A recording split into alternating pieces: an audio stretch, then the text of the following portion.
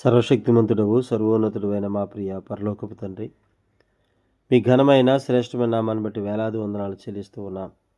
ప్రతిదినం రీతిగా మీ పాదాల చెంత చేరి శ్రేష్టమైన మీ మాటలు ధ్యానించడానికి, అయ్యా మీ యొక్క జన్మదిన వేడుకను గురించిన కొన్ని విషయాలు నేర్చుకోవడానికి మీరు ఇస్తున్న మహాకృపను బట్టి వందనాలు. వాక్యం వింటున్న మా శ్రోతలందరినీ దీవించండి, దర్శించండి, బలపరచండి, ఆశీర్వదించండి, మీ కృపలో వర్ధిలింప చేసి నడిపించమని. ముఖ్యంగా ప్రభా, ఈ యొక్క టెట్ ఎగ్జామ్స్ రాస్తున్నారు బిడ్డలు, మంచి ఉద్యోగాల బిడ్డలు ఉంచండి. కాంపిటేటివ్ ఎగ్జామ్స్ రాస్తున్నారు, మీ కృపనిచ్చి బలపరచండి. అలాగే తండ్రి, దూర ప్రాంతాల ఉద్యోగాలు చేస్తున్న బిడ్డలు వారిని దీవించండి. హాస్టల్ నుండి చదువుతున్నారు, డైలీ చేసి చదువుతున్నారు బిడ్డలు దీవించి ఆశ్రయించి బలపరచండి. అలాగే విదేశాల్లో ఉన్న బిడ్డల కోసం ప్రార్థిస్తున్నాం, మీరే బలపరచమని ఈ సహాయాన్ని మాకు అందించని అడుగుతున్నాం. అనారోగ్యమైన బిడ్డలకు ఆరోగ్యం తెచ్చండి, గర్భఫలం కావాల్సిన గర్భఫలాన్ని సిద్ధపరచండి, వివాహాలు కావాల్సిన వివాహాలు మీరు ఏర్పరచమని యేసయ్య పరిశుద్ధ నామంలో అడిగి వేడి ప్రార్థిస్తున్నాం తండ్రి, ఆమేన్. అందరికీ వందనాలండి. మత్తయి సువార్త 1-2 అధ్యాయాల్లో ఉన్న క్రీస్తు యొక్క జనన వృత్తాంతాలు మనం ధ్యానం చేస్తూ ఉన్నాం. ఇందులో మొదటి అధ్యాయంలో ఉన్నటువంటి the heredity of the king, క్రీస్తు యొక్క వంశావళిని, అనువంశిక వంశావళిని మనం చూసామండి. మత్తయి సువార్త 1వ అధ్యాయం మొదటి 17 వచనాలు ద హ్యూమన్ హెరిడిటీ అని చదువుకున్నాం, క్రీస్తు యొక్క మానవ వంశావళి అని చదువుకున్నాం. అలాగే 18 నుండి 25 వరకు క్రీస్తు యొక్క దైవత్వ వంశావళి, హిజ్ డివైన్ హెరిడిటీ. మొదటి 17 వచనాలు హిజ్ హ్యూమన్ హెరిడిటీ, తర్వాత 18 నుంచి 25 వరకు హిజ్ డివైన్ హెరిడిటీ, క్రీస్తు యొక్క దైవత్వ వంశావళి కూడా మనం చూసాం. ఈరోజు మత్తయి సువార్త 2వ అధ్యాయంలో మొదటి 12 వచనాల్లో ఉన్నటువంటి the homage to the king, రాజుకి వందనం సమర్పించడం, రాజుకు విధేయత చూపించడం, రాజుకు ప్రణమిల్లడం, సాష్టాంగపడడం, ఇవన్నీ కూడా మొదటి 12 వచనాలు మనం చూస్తాం. ఎవరు వందనం చేశారు అని అంటే జ్ఞానులు వచ్చారు. మ్యాగీ అంటారు వాళ్ళని, వైజ్ మెన్ అని అర్థం వచ్చే Maggi. A group of scholars who studied the stars. నక్షత్రాల గురించి అధ్యయనం చేసే వాళ్ళకి ఈ నక్షత్రాల గురించి తెలిసి, ఒక నక్షత్రం గురించి వాళ్ళు చూసి వాళ్ళు వచ్చారు. జ్ఞానులు ఇచ్చినటువంటి గిఫ్ట్లను బట్టి జ్ఞానులు 3 వచ్చారు అని అంటుంటారు. వారు అన్యులుగా ఉన్నటువంటి వారు. అయితే వాళ్ళు వచ్చింది తూర్పు దేశపు జ్ఞానులని పిలుస్తూ ఉంటారు. తూర్పు దేశాలు, అప్పట్లో తూర్పు దేశాలు ఏంటి అని అంటే బబులోను, హస్సోరు, కేదారు, పర్షియా, ఇలాంటి తూర్పు దేశాల నుంచి జ్ఞానులు వచ్చినట్లుగా మనం చూస్తున్నాం. ఆ జ్ఞానుల పేర్లు కూడా చరిత్రలో మనం చూడవచ్చు. మెల్కియార్, కాస్పర్, బెల్షార్. మెల్కియార్, కాస్పర్, బెల్షార్, ఈ 3 జ్ఞానుల పేర్లు. అలాగే తూర్పు దేశాలు కూడా మనం చూసాం. ఇలా వాళ్ళు లోకాన్ని రక్షించడానికి క్రీస్తు వచ్చాడు అని యోహాను 4:42లో రాయబడిన మాట ప్రకారం వాళ్ళు జ్ఞానులు వచ్చారు. వాళ్ళు జ్ఞానులే కానీ వాళ్ళు సరాసరి యూదుల రాజుగా పుట్టేవాడు కనుక రాజరికపు మందిరాల్లో, రాజరికపు వాళ్ళ దగ్గరే పుడతాడు అనుకుని డైరెక్ట్గా యూదుల రాజు దగ్గరికి వెళ్ళాల్సిన వాళ్ళు దారి తప్పి ఆ హేరోదు దగ్గరికి వెళ్ళారు. వెంటనే హేరోదు వాళ్ళందరినీ పిలిచి వాళ్ళు కనుక్కున్నారు. మత్తయి సువార్త 2వ అధ్యాయంలో 5వ వచనంలో మాట మనం చూస్తాం. వాళ్ళు చెప్పారు, తన దగ్గర ఉన్నటువంటి శాస్త్రులు వీళ్ళందరూ కూడా చెప్పి, ఇదిగో యూదుల రాజుగా పుడతాడంట అని ఉందా అని అంటే, అప్పుడు మీకాలో ఉన్నటువంటి ప్రవచనాన్ని వాళ్ళు ఎత్తి చూపించారు. మీకా గ్రంథంలో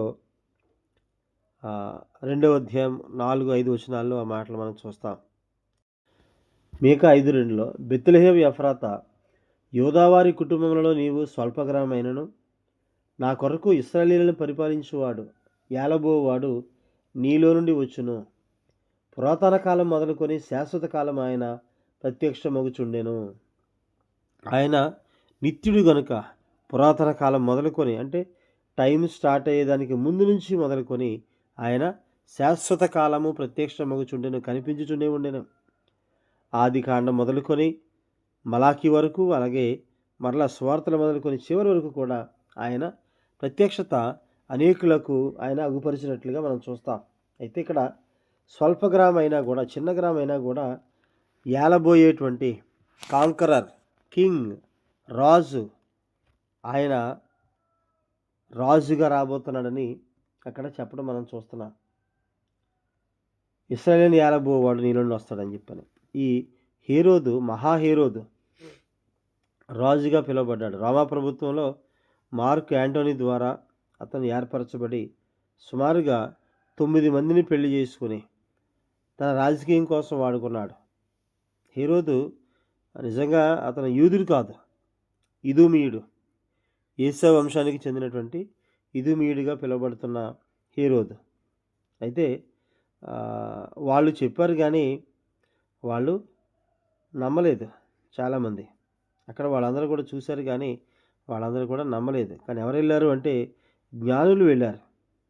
మత్తయి సువార్త 2:9 నక్షత్రం అంటే వీళ్ళు కొద్దిగా సొంత తెలివితేటలు ఉపయోగించి నక్షత్రాలను చూపించే దారిని విడిచిపెట్టి గబగబా లోపలికి వెళ్ళారు. కానీ మరలా బయటకు వచ్చేసరికి నక్షత్రాన్ని చూసి సంతోషించారు. ఆ నక్షత్రమే మరలా వారిని దారి చూపించింది. నక్షత్రం వారిని యేసు ఉన్న చోటికి తీసుకుని వచ్చిందని ఉంటుంది 2:9. అలాగే లూకాసువార్త 2:7 వారు జనాభా లెక్కల కొరకు వేరే చోటికి బెత్లెహేము వచ్చిరి అని. కాబట్టి ప్రవచనములో అంత శ్రేష్టమైనటువంటి ధన్యకరమైన మాట ఆయన రాయించినట్టుగా మనం చూస్తున్నాం. ఏంటి అంటే అది స్వల్ప గ్రామం అయినా కూడా దాంట్లోంచి ఇశ్రాయేలు ప్రజలను పరిపాలించేవాడు, అలాగే నిత్యము పరిపాలించేటువంటి ఆయన నీలో నుండి వస్తున్నాడు అని చెప్తున్నారు. ఇక రెండవది మత్తయి సువార్త 2:5 ప్రవచనం యొక్క నెరవేర్పు ఇక్కడ మనం రాయడం చూస్తున్నాం. ఈ ప్రవచనం ద్వారా ఆయన ఎలా పుడతాడో చెప్పాడు. ప్రవచనం ద్వారా మత్తయి సువార్త 1:21, 22, 23 ఎక్కడ పుడతాడో కూడా ప్రవచనం ద్వారా చెప్పించాడు. మత్తయి సువార్త 2:5, మీకా 5:2. కాబట్టి ఆయన జ్ఞానులు ఆయన్ని ప్రణమిల్లారు, జ్ఞానులు సాగిలపడ్డారు. ఈ రొట్టెలు ఇల్లు అయినటువంటి బెత్లెహేము హౌస్ ఆఫ్ బ్రెడ్ అంట, అందులో నుంచి ఆయన రావడం అనేటువంటిది చాలా శ్రేష్టమైన సంగతి. దాని పేరే హౌస్ ఆఫ్ బ్రెడ్, రొట్టెలు ఇల్లు అంటున్నాం. అలాంటి రొట్టెల ఇంట్లో నుంచి, ఆ బెత్లెహేములో నుంచి జీవాహారమైనటువంటి ఆయన దిగి రావడం అనేది బ్రెడ్ ఆఫ్ లైఫ్ అంటాం దాన్ని. జీవాహారము నేనే, యోహాను సువార్త 6:48. ఆయన చెప్తారు కదా, పరలోకం నుండి దిగి వచ్చిన జీవాహారము నేనే అంటున్నాడు ఆయన. ఆ జీవాహారమైనటువంటి క్రీస్తు రొట్టెలిల్లు అయినటువంటి హౌస్ ఆఫ్ బ్రెడ్ అయినటువంటి బెత్లెహేములో నుంచి ఆయన రావడం అనేటువంటిది మనం చూస్తూ ఉన్నాం. మత్తయి సువార్తలోనే 2వ అధ్యాయంలో 10-11 వారు ఆ నక్షత్రమును చూసి అత్యానంద భరితులై ఇంటిలోనికి వచ్చి తల్లి అయిన మరియను ఆ శిశువును చూచి సాగిలపడి ఆయనను పూజించి తమ పెట్టెలు విప్పి బంగారమును, సాంబ్రాణిని, బోళమును కానుకలుగా ఆయనకు సమర్పించిరి. వాళ్ళు రాగానే అత్యానంద భరితులయ్యారు. రెండవది సాగిలపడ్డారు. మూడవది వాళ్ళు సమర్పించారు. సంతోషము, సాగిలపడ్డం, సమర్పించడం. ఆయన్ని చూడగానే వాళ్ళు సంతోషించారు, అత్యానంద భరితులై. తర్వాత వెంటనే చిన్న పిల్లాడికి సాగిలపడ్డారు. ఆయన దేవుడిని ఎరిగి సాగిలపడ్డారు. అలాగే వాళ్ళు సమర్పించారు. వాళ్ళు తెచ్చుకున్నటువంటి తెచ్చిన బహుమానాలు ఆయనకి సమర్పించారు. ఆయన దేవుడు గనక వాళ్ళు అలా చేయగలిగారు. మామూలు సామాన్యుని వ్యక్తి అయితే వాళ్ళు అలాంటివి ఏమీ చేయరు. చిన్నపిల్లల్ని మనం చూసినప్పుడు మనం కూడా అలాగే గిల్లుతుంటాం, పాటలు పాడుతుంటాం, ఏడిపిస్తుంటాం, నవ్వేస్తుంటాం. కానీ వాళ్ళ చిన్న బిడ్డను చూసి, శిశువుని చూసి వాళ్ళు సాగిలపడ్డారు అంటే ఆయన్ని ఆరాధించారు. జ్ఞానులు యేసును ఆరాధించారు. సంతోషము, సమర్పణ, సాగిలపడ్డం. కాబట్టి మనం కూడా ఆయన యొక్క జన్మదిన వేడుకను చేసే మనం కూడా సంతోషించాలి, ఆయనకు సాగిలపడి ఆయనకి సమర్పించాలి. అలాగ మనం ఉంటే ఖచ్చితంగా దీవించబడతాం. దేవుడు తన మాటలు దీవించును గాక. ఆమేన్. అందరికీ వందనాలండి.